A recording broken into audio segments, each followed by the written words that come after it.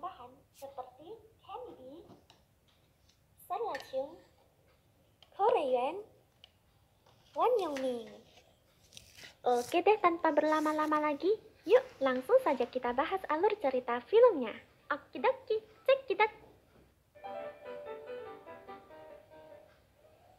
Film berawal di Kowloon Station, di mana di saat itu terlihat seorang pria desa yang baru saja tiba di Hong Kong ingin menelepon teman kampung halamannya yang bernama Ah Kyung. Tapi sialnya, ia tanpa sengaja menjatuhkan uang sen terakhir yang ia miliki ke bawah kolong mesin minuman, sehingga membuatnya terpaksa harus menggunakan kekuatan super yang ada pada tangan kanannya. Dan pria ini bernama Lau Ching. Lalu di saat bersamaan, Ching dihampiri oleh seorang petugas keamanan yang mengira dirinya adalah seorang dewa judi yang terkenal. Petugas itu tanpa segan-segan langsung menanyakan taruhan pacuan kepada Ching. Ching pun mengatakan bahwa ia bukanlah seorang dewa judi. Kemudian tak berselang lama, muncullah dewa judi yang mirip dengannya.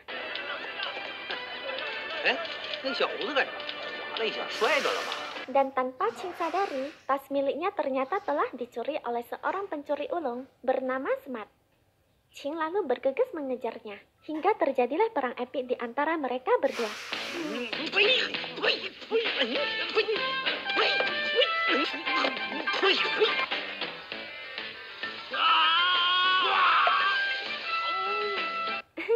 Lol, pasti maknyus sekali tuh rasanya.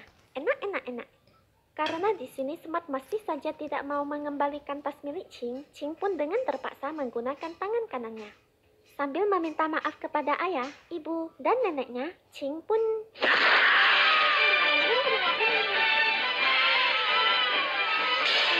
Setelah kejadian itu, Ching pun kehilangan alamat Ah Kyung. Karena merasa tidak tahu harus tinggal di mana, Ching pun memanfaatkan keadaan Smart yang sedang puyeng dengan memaksa Smart untuk memperbolehkannya tinggal di rumahnya. Smart pun lalu membawa Ching ke tempatnya, yang dimana tempat itu bukanlah tempat tinggal Smart, melainkan tempat servis mantap-mantap. Ching yang masih lugu pun dengan polosnya masuk ke dalam kamar, seperti apa yang dikatakan Smart. Lalu di saat bersamaan, ketika suami dari wanita itu kembali, Smart pun meninggalkan Ching di sana. Bener-bener keterlaluan nih si Smart, kacau. Kemudian Ching yang tidak mengetahui bahwa ia telah ditipu, malah dengan polosnya memainkan seruling.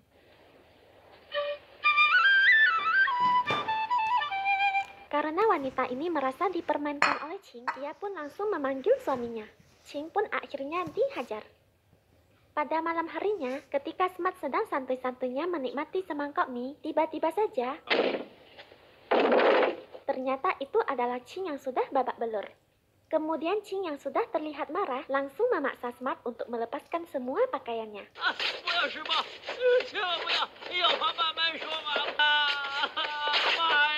Setelah itu Ching langsung membuang semua pakaiannya keluar, termasuk celana pendek yang ia pakai dan selembar sobekan terakhir dari kain baju yang tersisa. Keesokan harinya, Smart yang sudah tidak memiliki pakaian sama sekali pergi berendam di dalam bak mandi. Ching pun lalu meminta izin kepada Smart untuk pergi keluar mencari pekerjaan. Tapi ternyata tidak ada satupun orang yang menerimanya. Dan sepulangnya Ching di rumah, Smart pun terlihat menggunakan sebuah rok mini dan sepatu high heels. Dan di tengah makan malam, Smart tiba-tiba saja merasakan sesuatu di dalam rok mininya dan meminta Ching untuk membantunya. Kemudian terjadilah...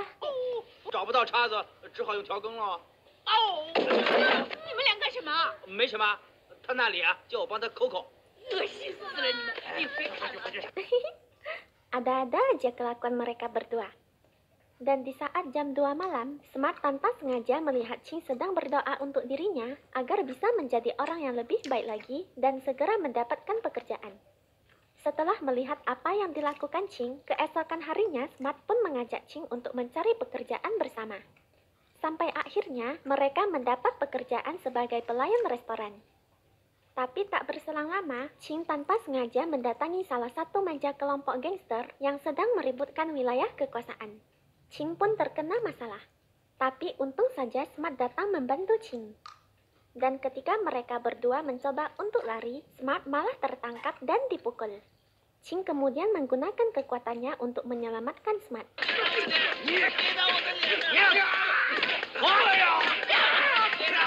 Tapi kemudian kasihan tol si Ching, niat mau bantuin malah kena pukul. Kemudian Smart pun meminta para gangster itu untuk berhenti. Alhasil ia pun dikejar lagi.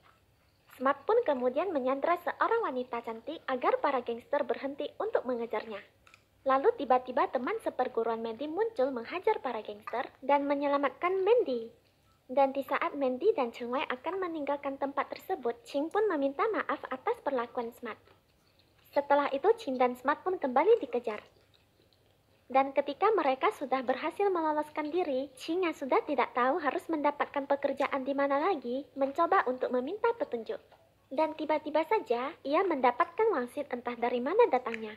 Dan itu adalah sebuah koran yang menuliskan berita tentang turnamen MMA yang berhadiah uang tunai 10 juta USD. Smart yang pernah merasakan kekuatan pukulan Ching, lalu mencoba meyakinkan Ching untuk mengikuti turnamen MMA tersebut. Singkat cerita, Smart pun membawa Ching untuk pergi mendaftar. Namun sayangnya, turnamen itu rupanya mengharuskan para peserta direkomendasikan oleh perguruan seni bela diri. Karena di sini Ching dan Smart tidak termasuk dalam persyaratan, mereka pun pergi mendaftar ke perguruan Chutung. Yang dimana tanpa mereka ketahui, perguruan itu ternyata adalah tempat preman bayaran. Di sana mereka pun bertemu dengan Master Chutung. Ching dan Smart pun langsung diterima menjadi murid dan diminta untuk melakukan tugas pertama untuk menyergap seorang master yang bernama Fok Wan dari perguruan Fok. Tapi di tengah persiapan, Ching tiba-tiba saja sakit perut dan ingin segera menyelesaikan tugas darurat yang sudah tidak tertahankan.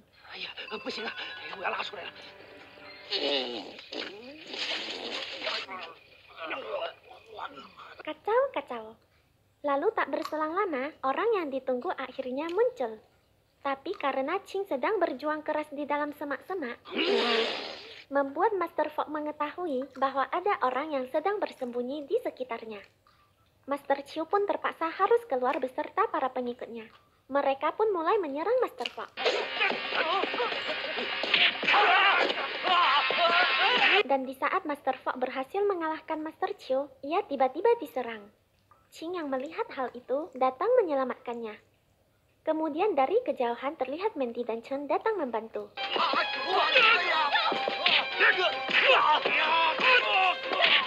Dan ternyata Mandy adalah putri dari Master Fok. Lalu di saat Ching dan Smart ingin melarikan diri, Ching malah ketahuan oleh Mandy. Dan karena Ching dianggap sudah menyelamatkan nyawa Master Fok, Ching pun dibawa dan dirawat di kediaman Master Fok. Di sisi lain, terlihat Smart sedang menulis surat cinta. Rupa-rupanya, Smart telah jatuh hati kepada Mandy saat pandangan pertama di restoran. Smart kemudian secara diam-diam pergi mengantarkan surat cintanya ke kamar Mandy. Setelah itu terlihat Ching juga ingin memberikan surat cintanya kepada Mandy.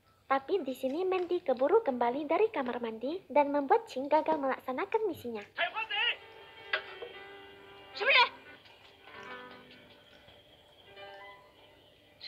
Keesokan harinya, Mandy pun pergi ke tempat yang sudah dijanjikan di dalam surat itu. Di sana Mandy yang tak menyadari bahwa surat itu adalah milik Smart malah mencari Ching. Sedangkan Smart yang juga tidak mengetahui keadaan yang terjadi di malam itu, malah kegeeran dengan ucapan Mandy dan merasa Mandy menyukai dirinya.